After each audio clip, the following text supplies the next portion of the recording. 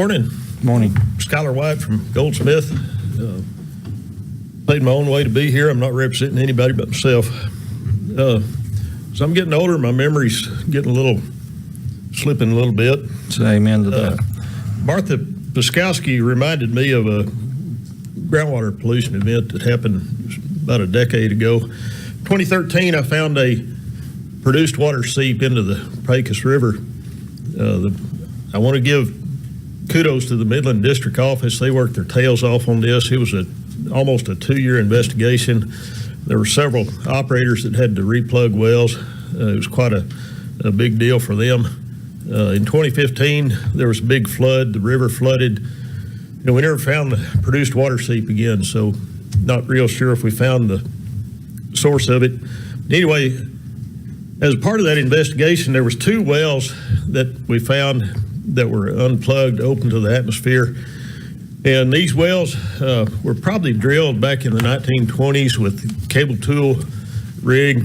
There's 2 of them. One of these wells has oil near the surface, and one of these wells would probably have to be a water well. The other one would have to be an oil well. I have no idea which one was which.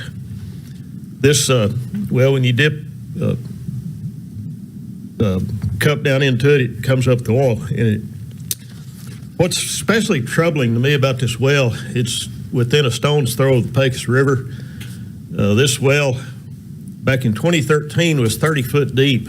Today, that well is only 24 foot deep. I suspect that there's probably a wooden plug in that well, and that plug is starting to fail, and it's coming up the hole. So this well should have been plugged back a decade ago, but as my dad says, it's better late than never. It's in a sensitive area. It's obviously got oil in the groundwater contamination. It scores very high on the list of wells to be plugged. The Railroad Commission could not find an operator for this well. They had no records of it. As you know, back in those days, there were a lot of wells drilled without much records, and anyway, a lot of holes punched in the ground out there. There's a few takeaways on this that I want to bring forward. Mr. Christian, contrary to what you say, there is groundwater pollution from SWDs. Groundwater I think by the next meeting there could be 11,000. This needs to be one of them, and this one needs to be plugged. Thank you for your time. Thank you, Mr. White. A little correction. I've said from surfaced non-solid waste facilities, not from entire state. It's my fault if I insinuated differently.